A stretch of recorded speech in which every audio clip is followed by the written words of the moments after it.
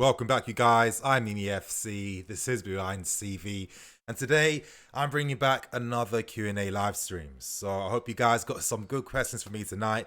I'm going to be streaming for the next 45 minutes. So I'm hoping that you guys are, gonna have some fun with me, and any important questions that you want answered. I'm your guy, and that's what this show is here for. But before I get into anything, today's video is brought to you by the One Football app, you guys. As you see in the link below in the description, there is a link to download the app. It's absolutely free. It's convenient. As you guys can see on the screen, you've got an idea of some of the uses and functions of the app. As I said, everyone that has used it and has told me on Twitter and personally as well, they've all found it very convenient. It's been very useful. And again, I call it a football companion app for a reason, not because they've told me to say that, but that's because that's how I feel about the app. It really does feel like a companion app whenever I use it. And it's kind of similar to like when you use like a FIFA Ultimate Team app. You know what I mean? So if you guys want to get it for yourselves, you'll find the link below in the description below. And now let's get straight to answer some questions. Yes, you guys, how you all doing? You know what? Yeah, I'm going to address this question straight away. Doomerang 31, I'm going to address this straight away. We're self-isolating right now. Now, of course, I do have the possibility to get a haircut. I'm trying to be responsible, you guys. Obviously, I don't want to set a bad precedent, if you know what I mean.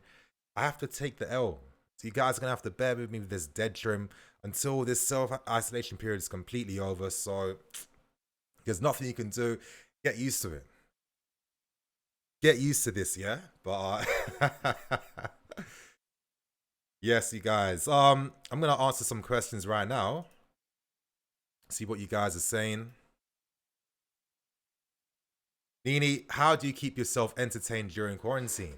You know what? I have to admit that it hasn't been too bad for me. I know that it's definitely worse for other people. Like when you do this YouTube game, you do realize that, it's quite a solitary job. You know what I mean? Like you're by yourself quite a lot. You're on your computer quite a lot anyway, because you got to like be up to date with your editing, news, etc., etc. So it can be kind of isolating in itself. But yeah, it hasn't been too bad. I think other people have it worse, and I like to think of the bigger picture. I like to have like an open perspective, so I don't like to complain. So I've been okay.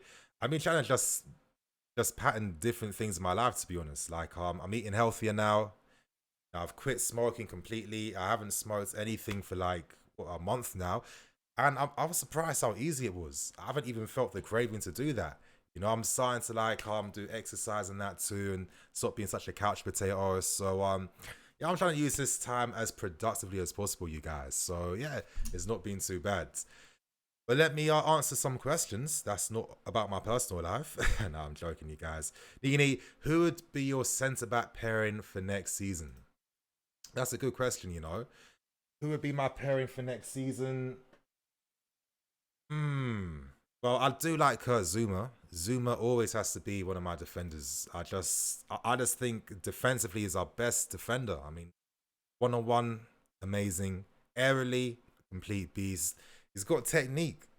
Zuma has techers as well. So I don't know. I think at times this season we've seen that in abundance. It's either been like a nice long-range pass or running with the ball like we saw against Ajax. So for me, he has to be down that right-hand side, and down the left-hand side, things are interesting. I think Tomori complements him best, but maybe we have to go on the market. And I have to admit, I really like the look of Gabriel from Lille. Like, he's really starting to grow on me, and I really think that he'd be a great defender alongside of Kurt Zuma. Anyway, I've got the first super chat of the day.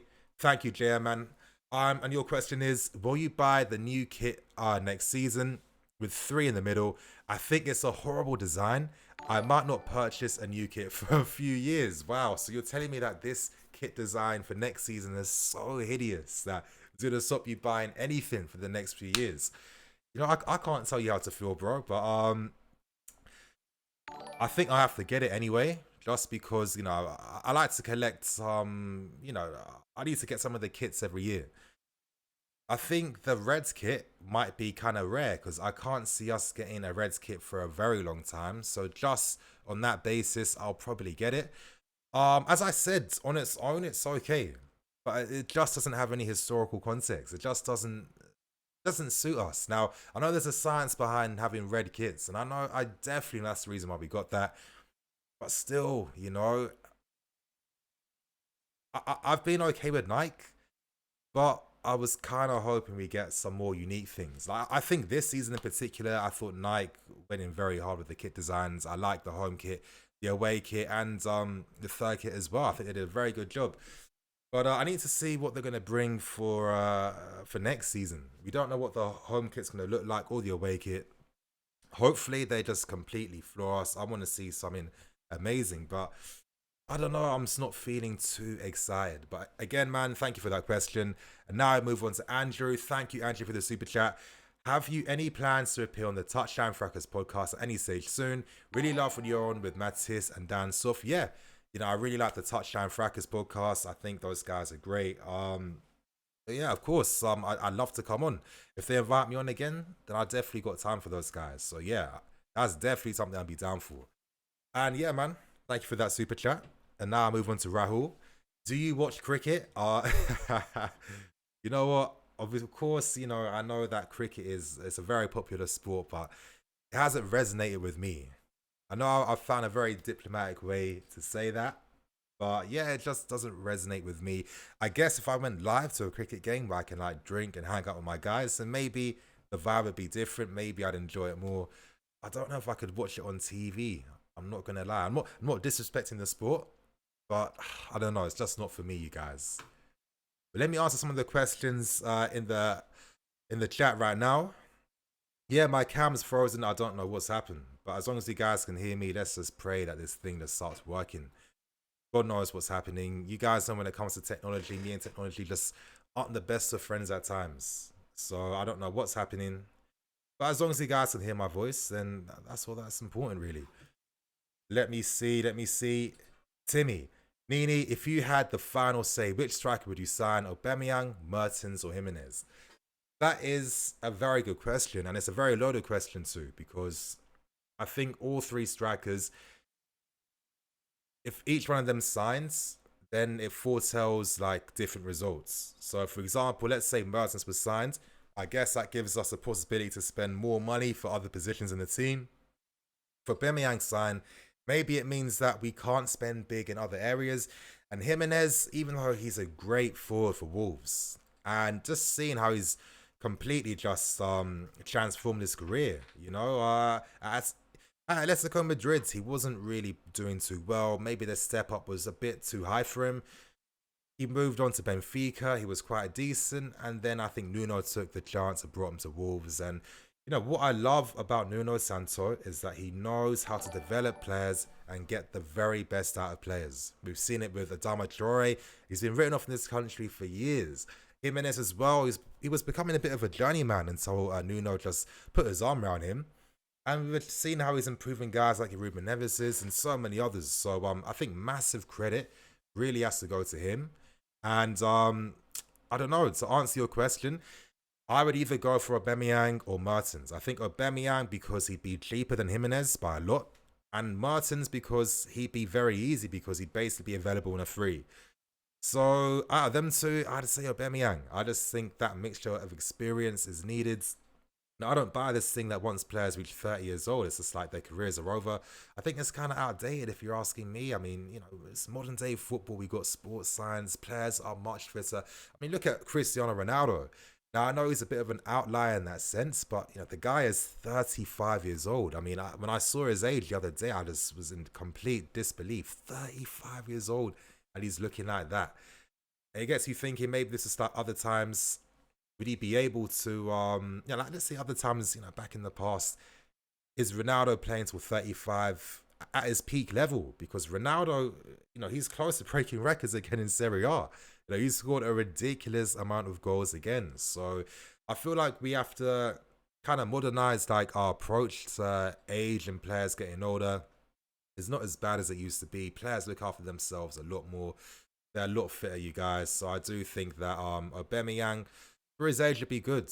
And just so I end that point, we're not Tottenham. We're not Arsenal. When we sign players, that investment isn't so we can make money from them again, but it's so they can win us trophies, because we're one of the lucky groups of fans here where we support a club that has the possibility to challenge for trophies every single year. So sometimes it means you have to spend big for the experienced world-class pro now because you're hoping that he's going to bring in the goods. So, if Aubameyang's going to cost less than 50, final year of his contract, I think it could work. I definitely think it could work, you guys. Anyway, let me move on. Walter King, how you doing, man? Nini, since Lampard likes using 3 strikers for a season, which would be your 3 striker options for next season? 3. I kind of think 3 for this season was definitely circumstantial. Of course, chance of ban. We're not trying to let anyone just leave like that. So I think it's gonna be 2 strikers for next season.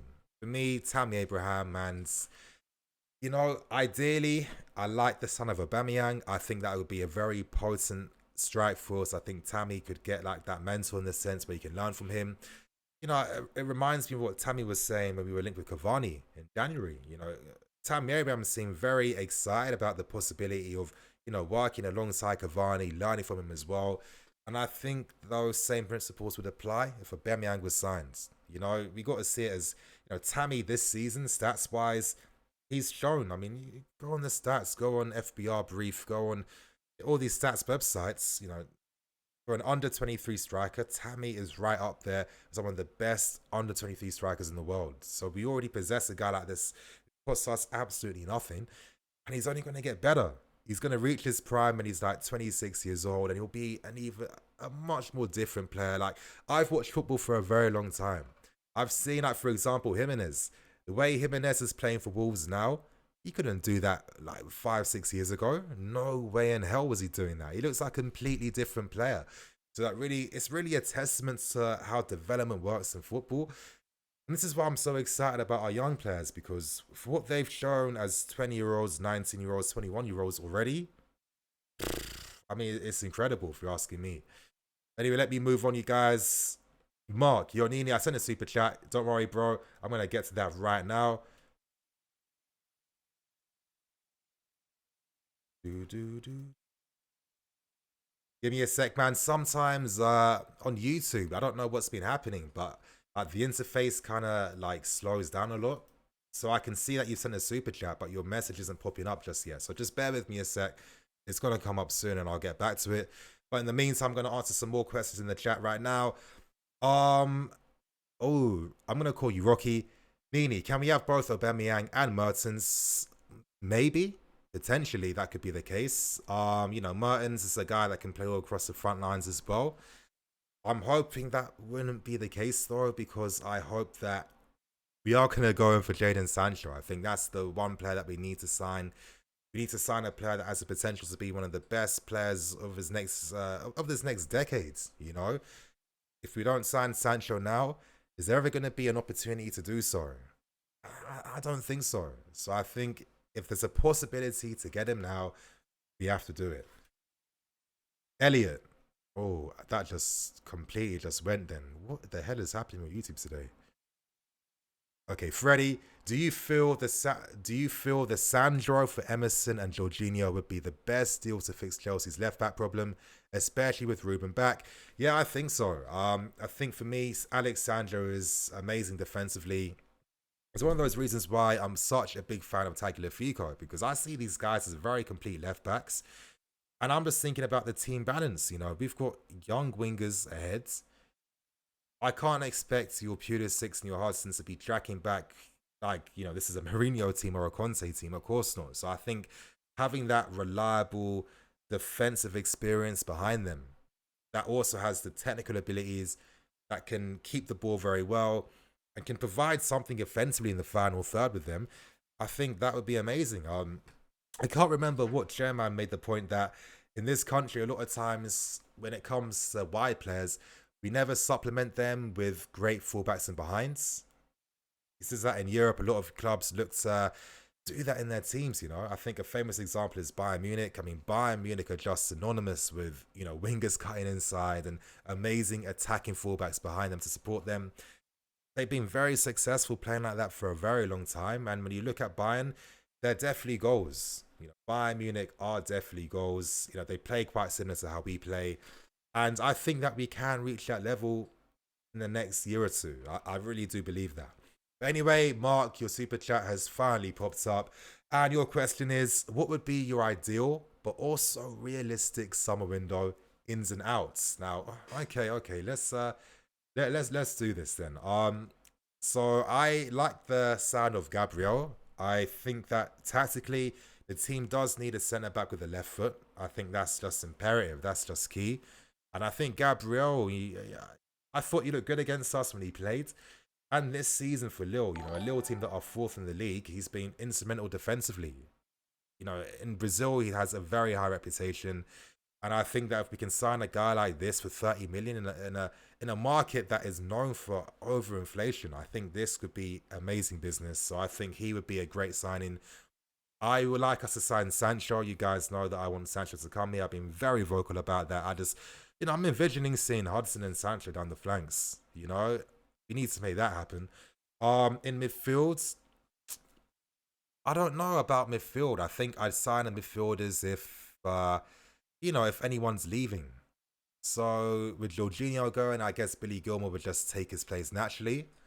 I like the sound of Sumari from Lille. I think Sumari is, he's a type of, defensive mid that I like. Someone that can play passes between the lines, very elegant. Someone that can, very press resistant as well.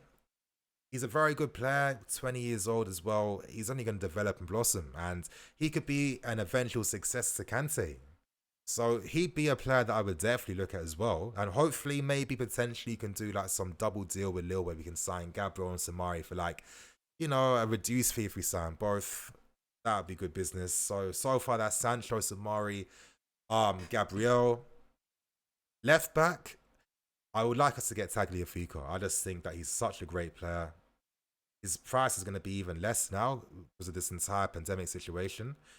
And we need to get a goalkeeper for competition. So I think Onana, for his value as well, would be very good. And that leaves us with a striker. Now, I know that this is quite an expensive window.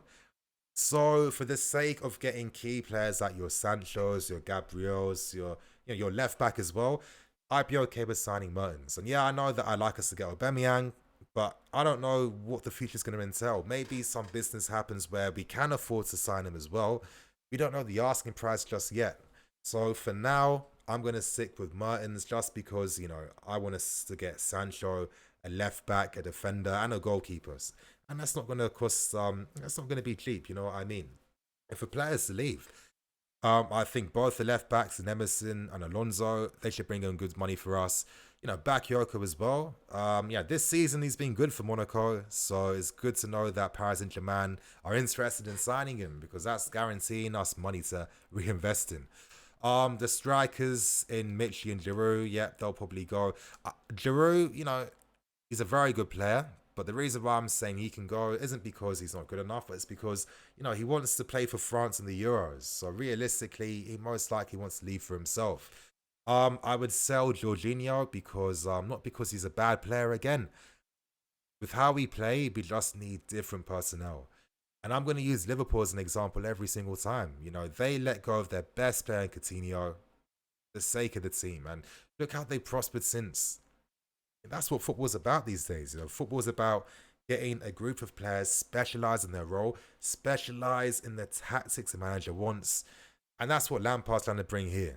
So I think that Jorginho, even though he's been great for us, I think the player personally would want to go back to Italy, work under Sarri with Juventus, because he knows the role he plays is very niche. How many clubs can he really play for? I mean, City, that door's closed now that they've signed Rodri from Alessi. I can't imagine him working in like a Conte system for Inter Milan. I don't see him at Barca. They have Busquets and your Frankie de Jong. So this is what I mean. He has very limited options. So I think this is the only opportunity to earn prime money for Jorginho. I think for those reasons, you have to sell. And I guess anyone else, I'm thinking of guys like your Barclays, maybe. I think maybe sell him if the right offer comes in. But that doesn't necessarily have to be in this window. Realistically, players will leave in January as well. It happens every single time. And I think with Ruben coming back, he's going to be fit when he comes back. He's going to be ready as well. And he's a better player. So that's only going to limit Barkley's game time even more. But yeah, that's like, they're like my ins and outs for now. I'm curious what you guys are going to say. I'm definitely going to read the chat once the stream's over. And yep, Isaac Fleming again. You've got the same issue that Mark had. For some reason, YouTube is not loading up your super chat just yet, but it will come soon. So apologies for that. Let me get back to the chat, you guys. Moving on. Anas, Nini, what do you think about Conor Gallagher? Do you think he can take a spot in the first team next season? No. And it's not because he's not good enough. I just think when you're not playing consistent game time, that's going to affect your possibilities to play for us. I mean, it's really that simple.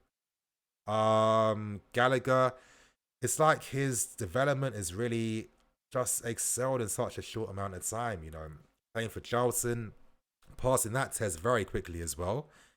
And then moving on to Swansea City, where he's played another key role, being that creative force for them in the middle.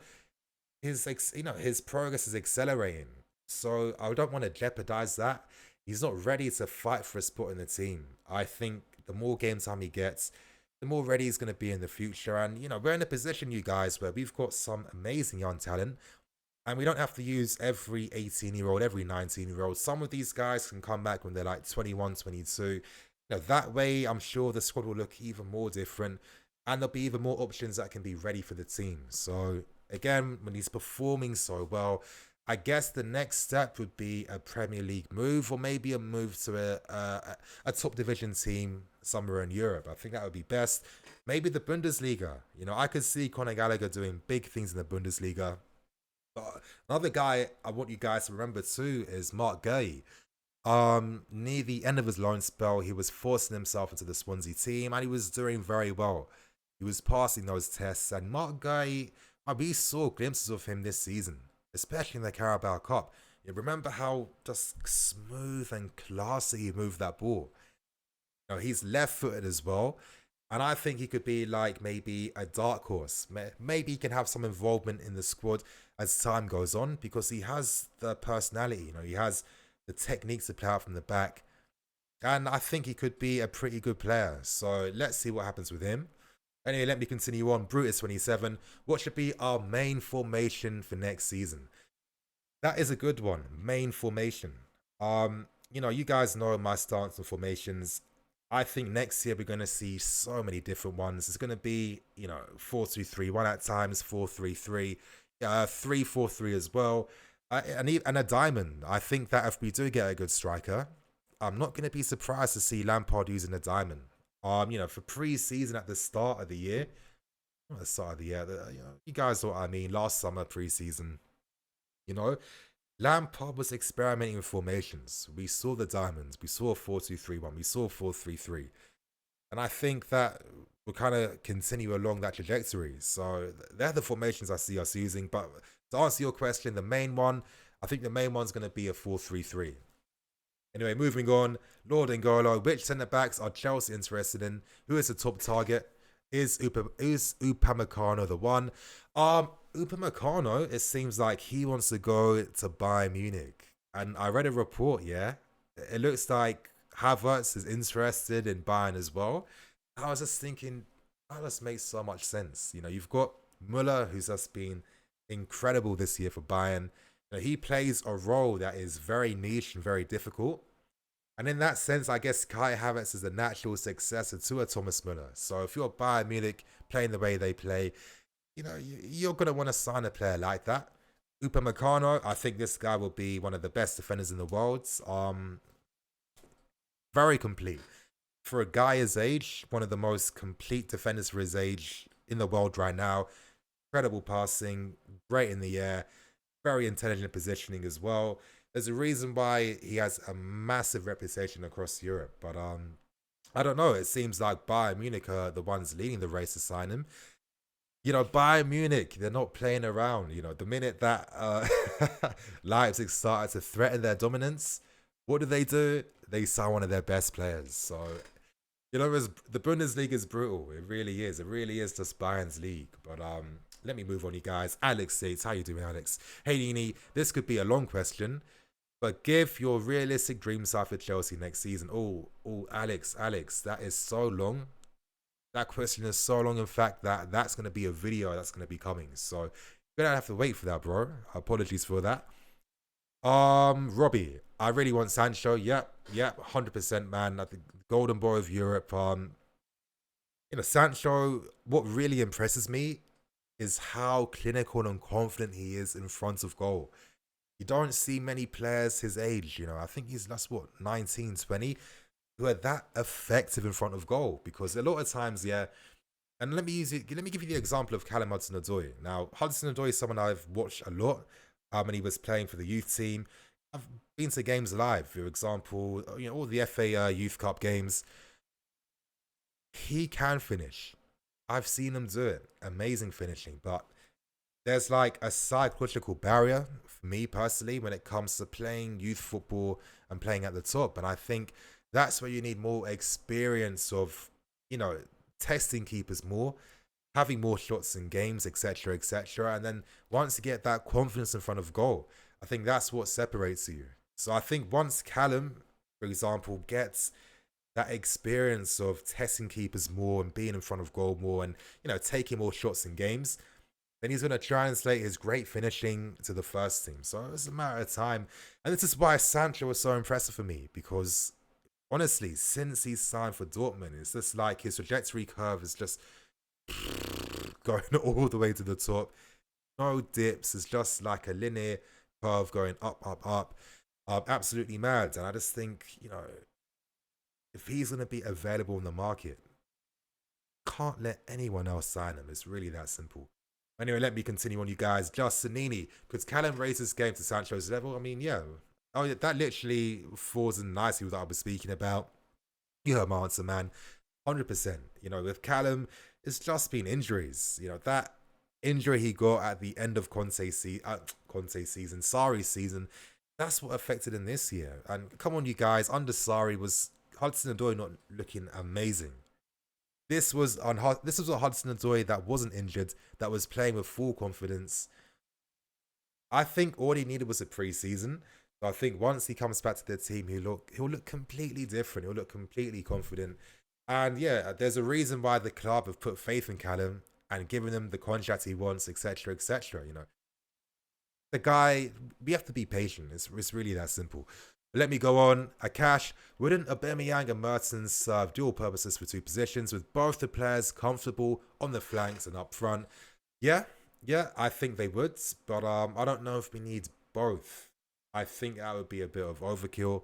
I guess we'd sign both maybe if we couldn't get your Sanchos, or maybe if Sancho was like, you know what, I'm gonna stay at Dortmund for one more year because I want to try him in the Bundesliga alongside Haaland and co before I keep it moving. So that is a realistic possibility that doesn't get spoken about as much, but I get the impression that Dortmund needs to sell because that's kind of like the business model. So they could easily command 100 million for Sancho, and I think that's going to be the case if you're asking me. Leonardo, Rennie, how you doing, man? Nini, what do you think about Alexander Isaac? Is he good enough for us? He does look quite impressive. Now, of course, the thing with strikers under the age of 23, 24 is that they haven't completed their development. And I think at times, like, you know, a fan base like us is very expectant. We want to win things. It's as simple as that. And sometimes we don't have the patience for younger players to really develop. Now, Isaac does a lot of great things. The way he runs the channels, his movement in behinds, etc., etc. But his game isn't complete yet. I think defensively he can be a lot better when it comes to leading the press from the top. His hold-up play can be better at times, and his involvement at times could be better. So he isn't the finished article, but he does have enough in his game where he really could be a special striker in Europe.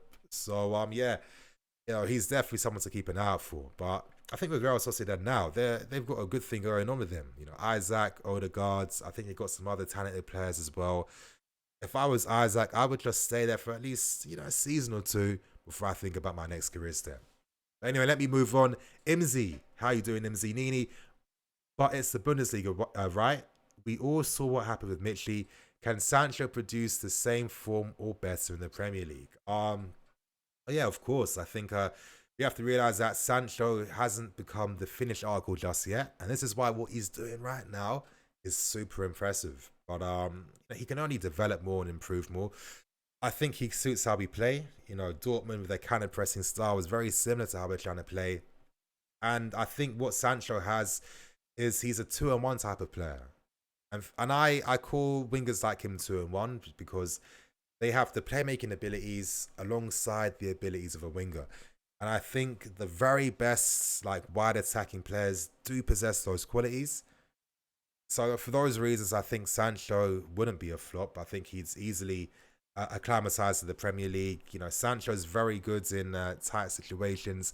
He's very good at moving the ball. There's passes as well. He isn't just some winger that just gets the ball down the byline and, you know, just prays that he can beat his man. You know, he's got a lot more finesse and technique. So honestly, I wouldn't worry about Sancho being a flop, if you're asking me. It's a Chelsea thing. Damn, the chat just completely, apologies for that, man. You guys, give me a second. Let me see if my webcam's actually working now.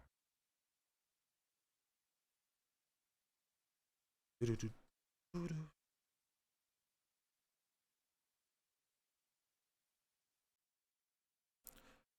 it working? Is it working? What the hell is happening with this stupid... Bro, technology is actually so annoying, you know. Why is it not working? This doesn't make a single bit of sense. This is just embarrassing me on stream right now. What I hate about live streams, I'm always thinking that what can go wrong, and something always does. I think I need to like practice more. But hey, I'm back. Hey, it's good, you guys. You can see my dead trim. I guess you guys were desperate to see. But yeah, we good now. Finally, you guys can see my mug. All right, cool. Let me get back to answering questions. I don't know why these super chats aren't popping up. This is really getting on my nerves. Isaac Fleming, I'm trying to get your super chat to pop up, but I don't know what's happening. I really don't know what's happening. Come on. Does it pop up? Nope. Sorry, man. Just bear with me. I'm gonna get your question up when I can. You know. I do not know why it's not popping up. Ugh, flipping hell. Anyway, let me just continue on for now. Sam Beck, would Kennedy be an option at left back for us? No. Kennedy was never a left back. He was never good playing as a left back for us. Never ever. You know, I feel sorry for Kennedy because this guy was a right winger who cuts inside, but who ruined it for him? Who ruins all these young guys? Jose Mourinho. I know for Tafe's doing okay, and I think maybe because he's barely played football, you know, he's barely played. He's like 23 years old. He's having like his first like proper season really with Sociedad. So I think Kennedy is someone that we just keep on the low now for maybe like another year or so. Let's see what happens when he's like 25 years old. Let's hope that he develops and his development continues in La Liga, and let's see what happens. AH482, what do you think will happen to Boga if we sign Sancho? I think if we sign Sancho, then I'm guessing Boga is going to go to a better club than Sassuolo. So many clubs are interested in him. Inter Milan, Napoli. I think Napoli would be the favourites, to be honest. I think he'd be amazing for them. I've always been, you guys know, I've spoken about Boga on this channel like since I started it, like 4 years ago. I've always just known that he's going to be a top player in Europe, and it's guaranteed that he'll play for a big team, either like Juventus or Napoli or something like that. It's just a matter of time. As I said, the first time I ever saw this guy play was 15 years old. It was against Barcelona in the European, like, you know, Youth Cup. 15, by far the youngest player on the field. By far the youngest player on the field. Absolutely dominated the game. Was a class above anyone on the field. And from then on, I just knew, wow, this guy is special. This guy's incredible. And he's been unfortunate with just how inefficient our loan army was. If he had more care and attention, I definitely think that, you know, he would have progressed a lot faster. But he's had that natural ability. It's come out this season, and I think that's why it just looks absolutely unreal for most of the season. Guy's 23. He's only going to get better. And I think to really see the best of Jeremy Boga, play him with good players. Play him in a better team. It's that simple, really. It's really that simple. But let me continue on, you guys. Oh, I saw a Kepper question that looked quite interesting. And yeah, you listen. I've got 377 people watching right now. Apologies if I don't get through all your questions. There's a lot right now, but if you want your questions answered, you want them prioritized, send a small super chat. Nothing too nothing too big. That way, if you want your question really answered, I can get through to you. Stefan Smith Nini, how will we rotate Sancho, Hudson-Odoi, Pulisic, and Ziyech? I want Sancho, but will he go? But will he go elsewhere because we are stacked in those positions? No. We're not going to spend the 100 million for Sancho to fight for a place in the team. It's not going to work like that. Obviously, if he was to slack off, which he would never do, then yeah, Lampard wouldn't be afraid to drop him out the team because we've seen that happen time and time again this season. But listen, if you're signing Sancho for that money, where you're doing the most beat of competition from so many teams, and you're not going to be doing that. You're not gonna tell him to fight for his place in the team. A club like us, we play 60 games a season minimum. With the football we play, very high intense counter pressing, I think that you do become more susceptible to injuries. So I think that's why you need to have a strong team where you can constantly rotate. Playing the football we play is very demanding. You have to run a lot. You have to be very intense, not just physically, but also mentally. And that takes a toll after a while. So it's really, to not let your team burn out. Rotation is going to be key. So I'm expecting a lot of that for next season, you guys. Honestly, a lot of rotation for next season. Lots of different formations, different options. And I think in the long term, over a course of a season, that's going to be best. Because if you think about it, a lot of teams used to burn out near the end due to constantly playing every single time. Why do you think teams like Atleti and Leicester City, during the first half of their seasons, they played gung-ho attacking football, scoring goals for fun. Second half of the season, defend deep, resolute defending, defend with like your life is depending on it. I mean, we saw the same thing on a Jose Mourinho. So there's a reason why those teams were forced to do that. But for teams that want to win playing attacking football, sticking to their principles throughout the course of a season, rotation is key. So I think that's going to be the case, you guys. And you know what I'm starting to think? Maybe my haircut is just so dead. My webcam just... my webcam's just trying to save me from embarrassment because I don't know what's happening, lads. I do not know what's happening. Give me 1 sec.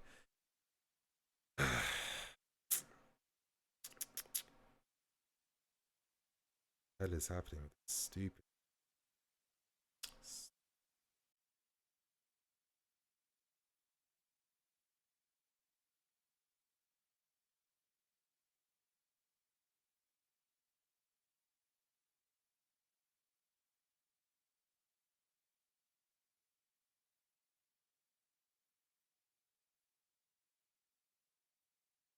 I think that's working for now, but it's gonna probably freeze in like a few seconds.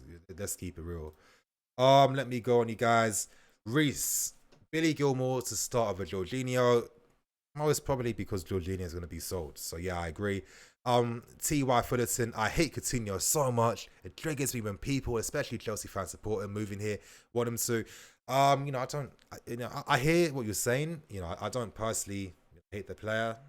I think he's a great player. I mean, Coutinho is fantastic. I mean, even his season at Bayern, he's played a lot of games and he's shown a lot of source playing.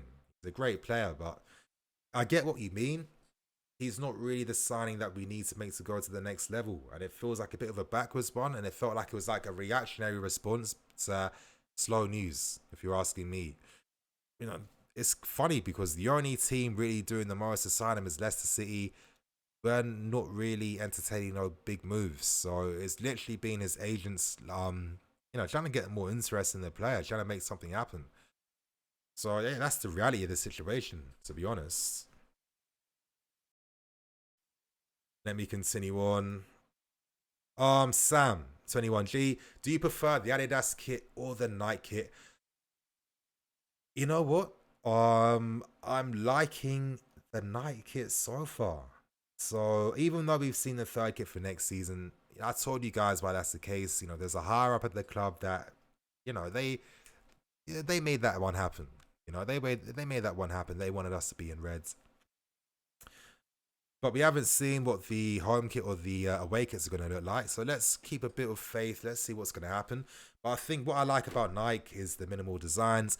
I like the color blue they use. I thought at times with Adidas, the blue color just wasn't as nice. It wasn't like a rich royal blue. Nike are getting that right.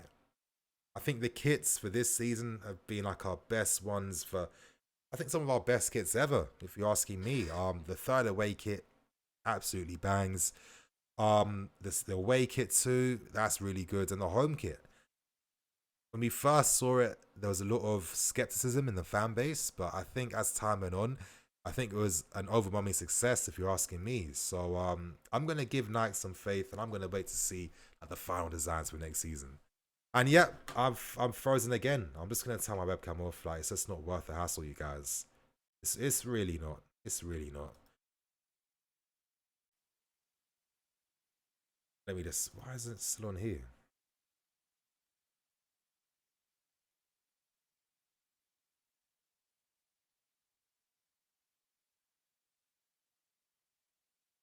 Okay, okay, okay.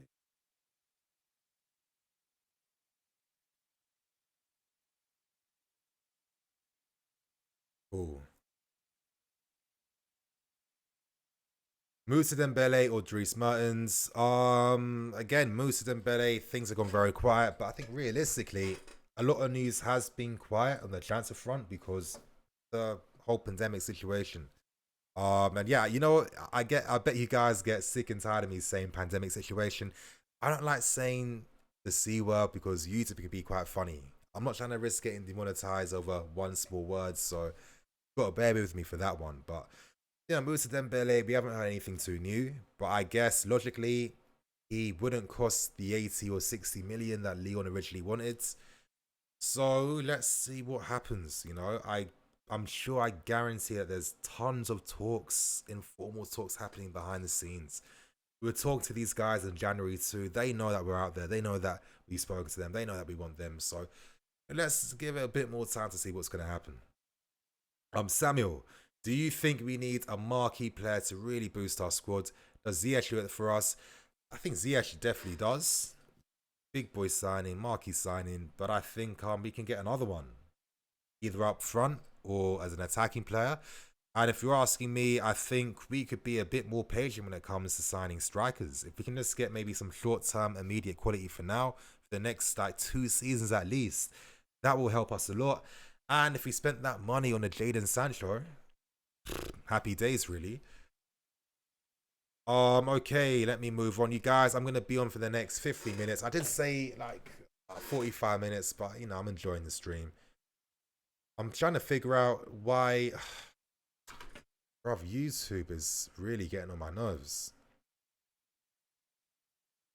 Give me a sec, you guys.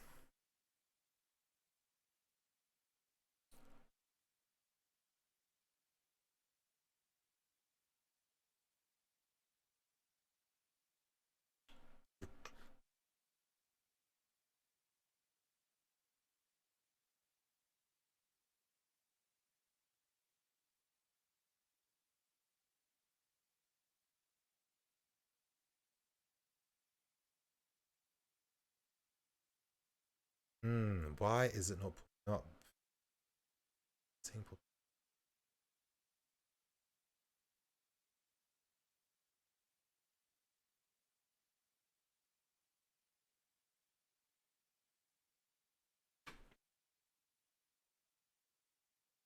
Bear with me 1 second, you guys. Just give me at least 15 seconds. I'm trying to figure out why the super chat messages aren't reading. 1 second, you guys.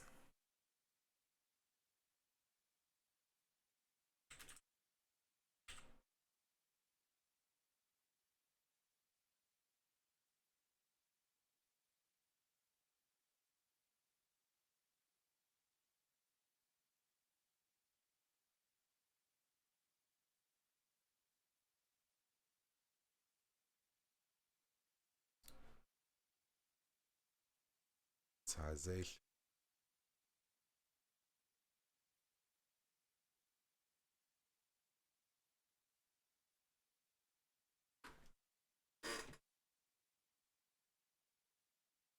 Okay, Stefan Smith, thank you for the super chat, man. Keep up the good work. Appreciate that, bro. Thanks a lot. Isaac, now I can see your question, and that's because I got a new super chat. So, yeah, I don't know what the hell is happening with YouTube right now. But Isaac, hopefully you're still here. I'm going to answer your question now. With lamps or similar stylistic managers, and develop a certain style and system. Okay, but I need to just give me a second to understand this. With Lampard's or similar managers, develop a certain style and system. Do you think our next decade of transfers will eclipse our last decade? Okay. Yeah, now I understand what you mean now. Isaac, I think that our transfers for this decade, they have the potential to eclipse the last one. Now, I know some people might think, Nini, are you trying to say that we can sign guys better than your Drogbas and your Essians and, your Balaks, etc., etc.? I'm not seeing it like that. I think that for the last, I'm going too far back, you guys. Last decade, we got to talk about when we sign your Hazards, your Torreses, etc., etc.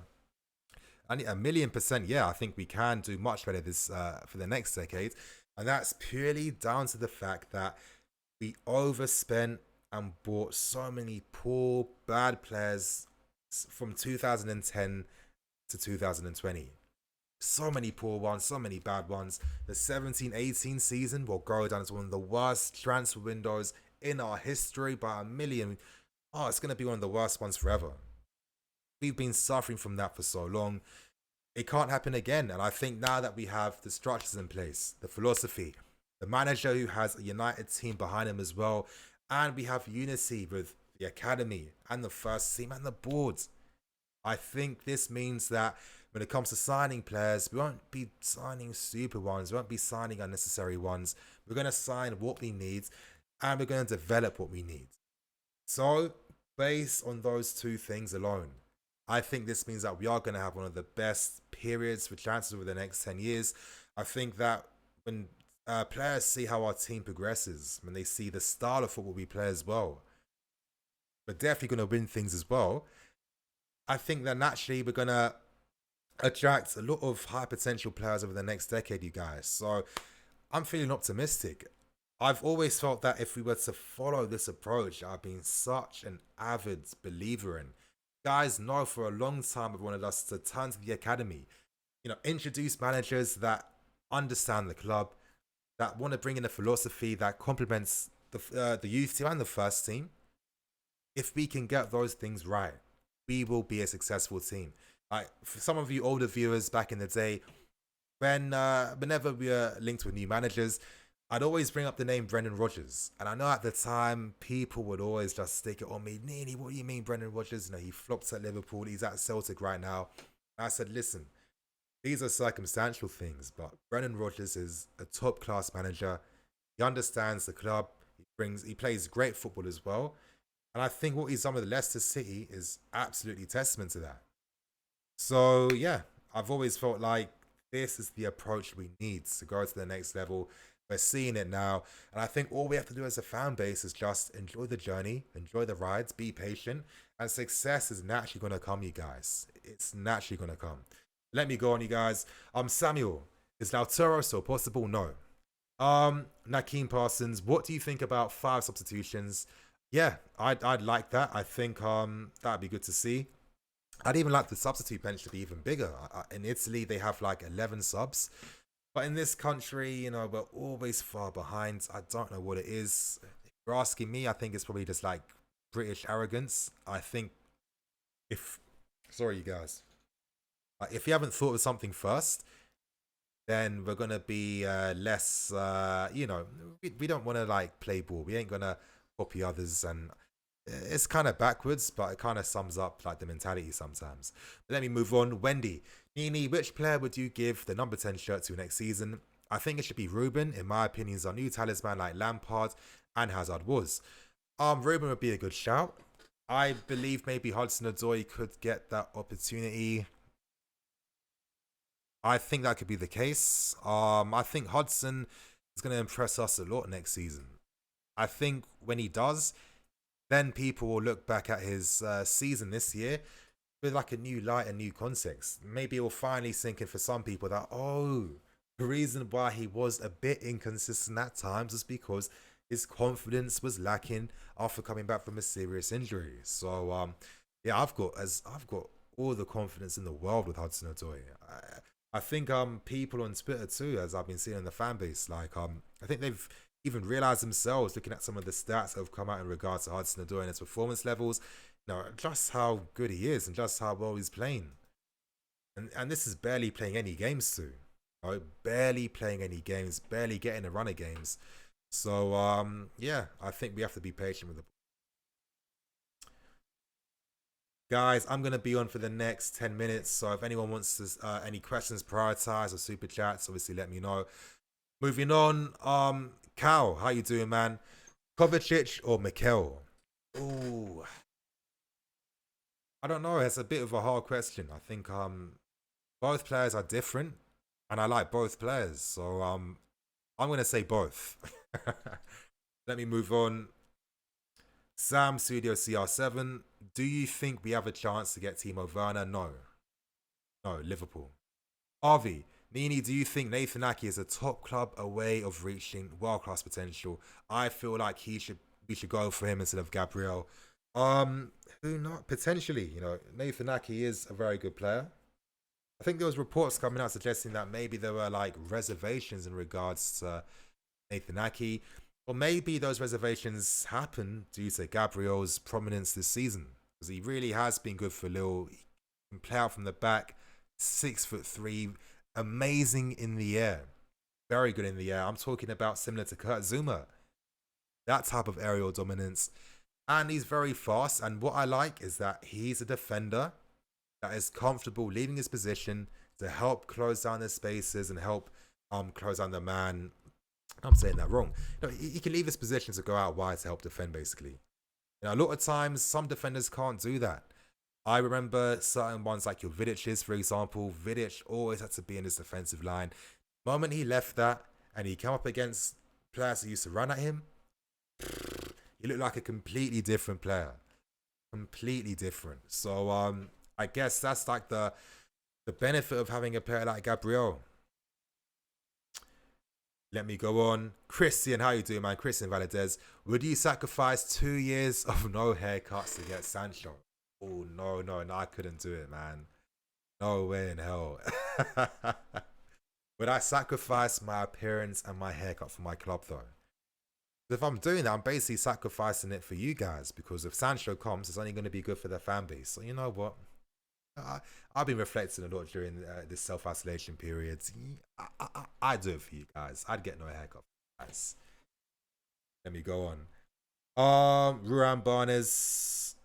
And apologies if I just completely destroy and butcher your names. I just wasn't blessed with pronunciation. Would you consider Yusuf Attal of Nice? 100% I would. I love Attal. I think he's an amazing player.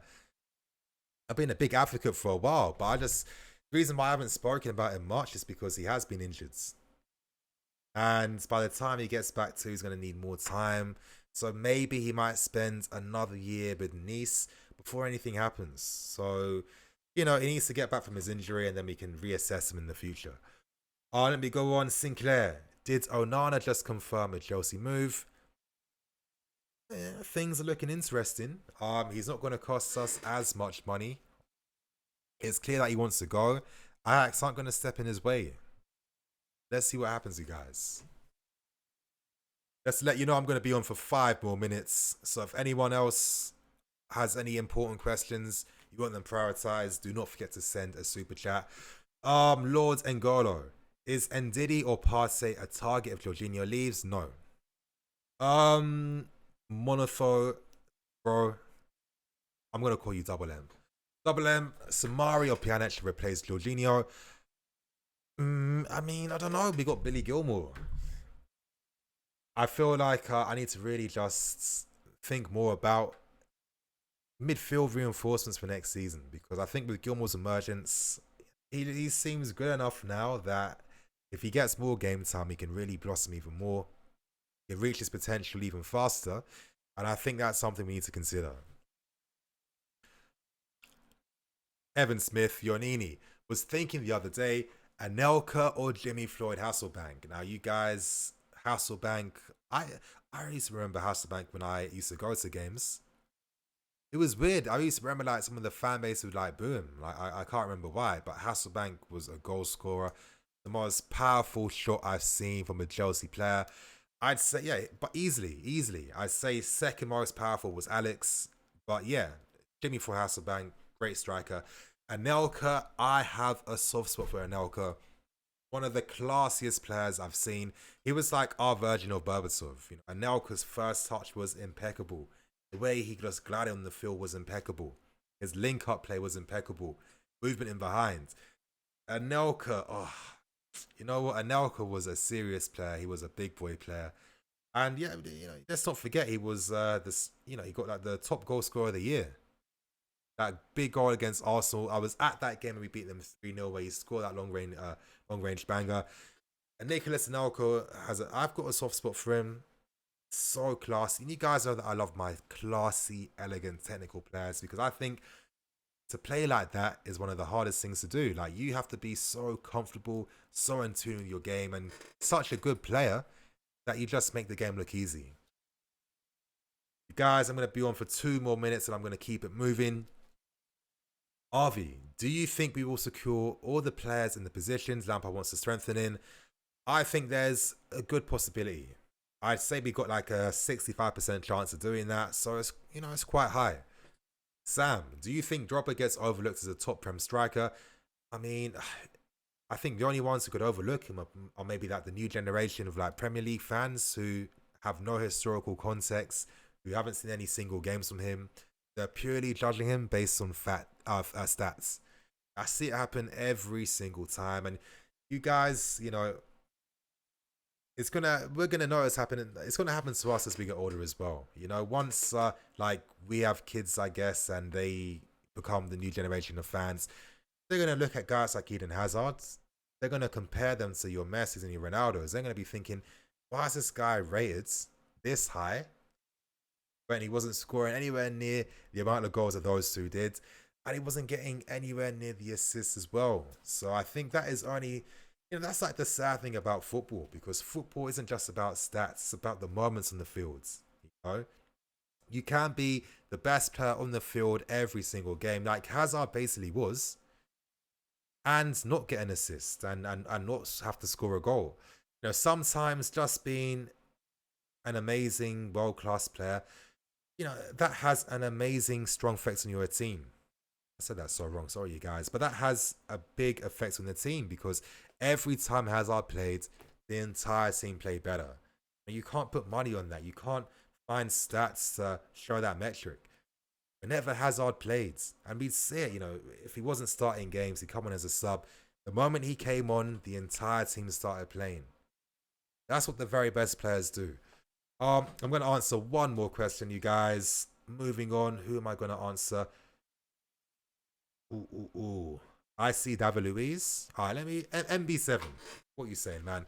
Do you think that selling David Luiz has been a mistake?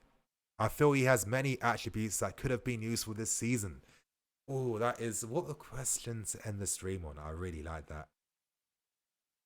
Okay, you guys got to bear with me. Give me a few minutes to explain this one. Now, I understand why Lampard allowed Luiz to go, because, Lampard's building for the future. Lampard obviously has the freedom to do so. And I guess maybe he wants to place his faith into Mori, because he's thinking, okay, realistically, David Luiz would have left pretty soon. I mean, let's say he stayed for this season. Potentially, it would have been his final season before he kept it moving. However, and I think a bit of hindsight definitely comes into play. A bit of hindsight, not all the hindsight, but a bit of hindsight. Luiz, it has been a mistake not keeping him because he secured that left position centre back spot easily. He's been by far our best left-sided centre back since Terry. I mean, Terry wasn't even that long ago. Let's keep it real. But honestly, his effect on the team, Luiz, I'm always going to say he's one of the most underrated players I've ever seen. Sometimes I wish the fan bases didn't just listen to this, the bullshit reports that come out from some of these journals or some of these pundits on TV who are pretty clueless at times. The only times Luiz would get criticized really was as if, let's say he missed like a 50-50 tackle. But I'm sorry, is that what defending is? I guess it looks worse because, defending, you can only appreciate that if you're really watching the game. Because a lot of times the positioning of your defenders is one of the most important things that never really gets spoken about. But all the best defenders in the world have that attribute. And Luiz, when was he really out of position? Rarely. The only times Luiz was out of position was if, he was on the ball going forwards. And if that was the case, someone would slot in behind him. So we were never, ever exposed from Luiz carrying the ball further up. And, obviously sticking to context, once Conte became our manager, we didn't see that, exciting David Luiz anymore. We saw a lot more disciplined David Luiz. There was a reason why Conte played him in the middle of a back three, because he was the one there to just mop up any danger in behind.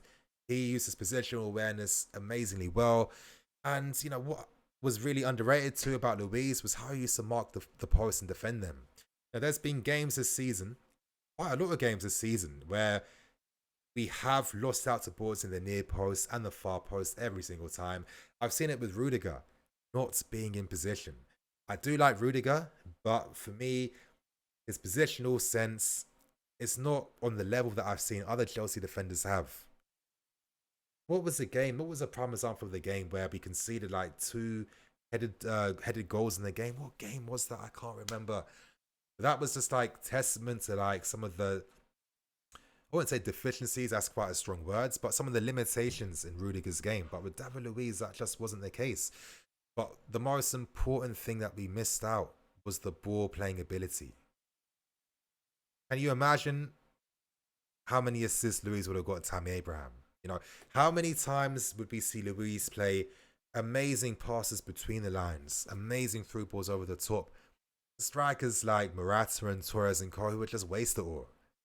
I don't know. I really feel like Luiz should have been kept for just one more season at least, especially when Tomori lost his place. And yeah, he got a bit of experience in the league, but hasn't really played much since. I think if Lampard had Luiz in the team, he would definitely use them. And I think the fact that Lampard was using Luiz in every single game in pre-season before their disagreement, it goes to show just how important Luiz was. So yeah, Luiz, he would have helped us a lot. We wouldn't conceded as many goals as we had. And I think when it comes to our offensive play, we'd have been much better playing out from the back and creating goals as well, you guys. Again, that's hindsight. Things happen for a reason. But, one day I think I'm going to have to do like a big video on David Luiz. He's definitely a player that the fan base needs to have respect for. He hasn't been as bad as people have said. He hasn't been the reason. He hasn't single-handedly cost us games or goals. I've never seen that.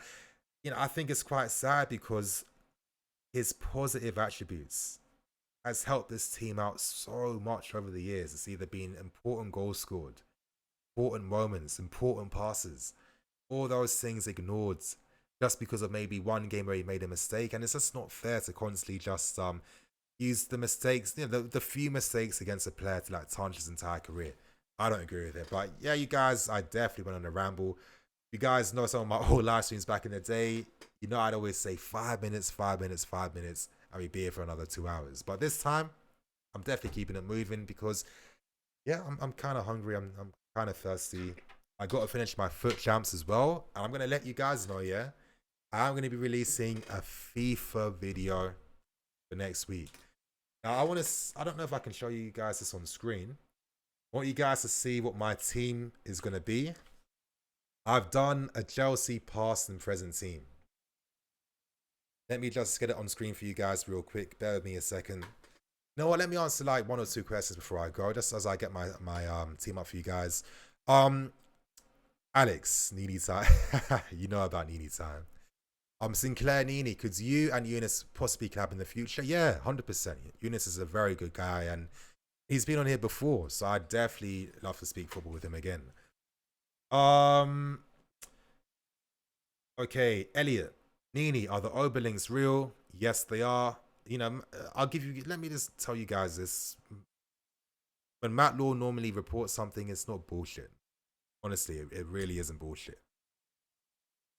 Same thing for Alex, Sancho, and Bernadeschi. I think that's a possibility because Juventus do want Jorginho and they do want Emerson. I think we're not going to know what's going to happen until maybe it gets closer to like June in the summer. But this doesn't sound unrealistic. Maybe this is why we haven't outright signed Alex Telles just yet, because you know reports that came out basically suggested that it's coming to us, but things have cooled down. It doesn't surprise me because there's so many good left backs on the market right now that I guess the club would naturally just be a bit patient, see who becomes available, and find the best possible deals. And I think maybe if Sancho was a player involved in a deal that involved Emerson and involved Jorginho going to Juve, hey, you guys, for me it works. It 100% works. Okay, bear with me 1 sec. I'm gonna have to screenshot my team. Boom. 1 second, let me just get that. One sec. Get this team up.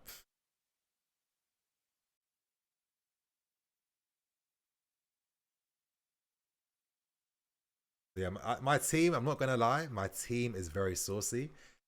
Oh, I have been kind of put off playing foot champs only because the game just stresses me out.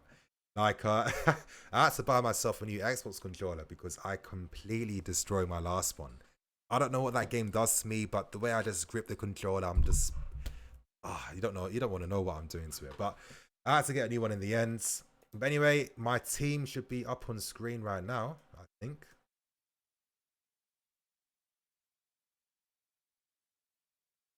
Come on, why is it not popping up? Damn thing. Oh, technology, you guys, man. It never works how you want it to. It works how you want it to. They're annoying.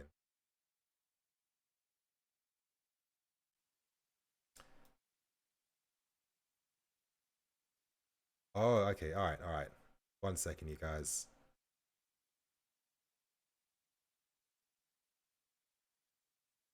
Browse. Boom.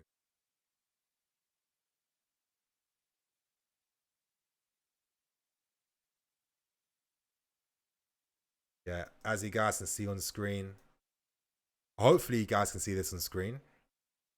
This is my team for Foot Champs.